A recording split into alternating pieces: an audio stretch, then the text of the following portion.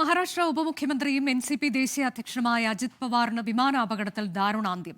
ബാരാമതിയിലെ വിമാനത്താവളത്തിൽ അടിയന്തര ലാൻഡിംഗിനിടെ നിയന്ത്രണം വിട്ട വിമാനം തകർന്നു വീഴുകയായിരുന്നു. അജിത് പവാറിനൊപ്പം വിമാനത്തിലുണ്ടായിരുന്ന 4 പേരും കൊല്ലപ്പെട്ടു. വ്യോമയാന മന്ത്രാലയം DGCAയോട് റിപ്പോർട്ട് തേടി. പ്രൈവറ്റ് ജെറ്റ് വിമാനത്തിൽ രാവിലെ 8 മണിക്കാണ് അജിത് പവാർ മുംബൈയിൽ നിന്ന് പുറപ്പെട്ടത്. 8:45-നും 9-നും ഇടയിൽ വിമാനം നിയന്ത്രണം നഷ്ടപ്പെട്ട് ബാരാമതി വിമാനത്താവളത്തിന് സമീപം തകർന്നു വീഴുകയായിരുന്നു. ലാൻഡ് ചെയ്യാനുള്ള രണ്ടാമത്തെ ശ്രമവും പരാജയപ്പെട്ടതോടെയാണ് വിമാനം തകർന്നു വീണതെന്ന് ഫ്ലൈറ്റ് ട്രാക്കിംഗ് വെബ്സൈറ്റുകൾ പറയുന്നു. അപകടത്തിന് പിന്നാലെ വിമാനത്തിന് തീപിടിച്ചുവെന്ന് പ്രദേശവാസികൾ പറഞ്ഞു. പൂർണ്ണമായും കത്തിയമർന്ന നിലയിലാണ് രക്ഷാപ്രവർത്തനം ആരംഭിക്കാൻ കഴിഞ്ഞതെന്ന് അഗ്നിരക്ഷാസേനയും അറിയിച്ചു. ഉടൻ നടക്കാനിരിക്കുന്ന തദ്ദേശ തെരഞ്ഞെടുപ്പ് റാലികളെ അഭിസംബോധന ചെയ്യാനാണ് 66-കാരനായ അജിത് പവാർ മുംബൈയിൽ നിന്ന് സ്വന്തം നാടായ ബാരാമതിയിലേക്ക് പുറപ്പെട്ടത്.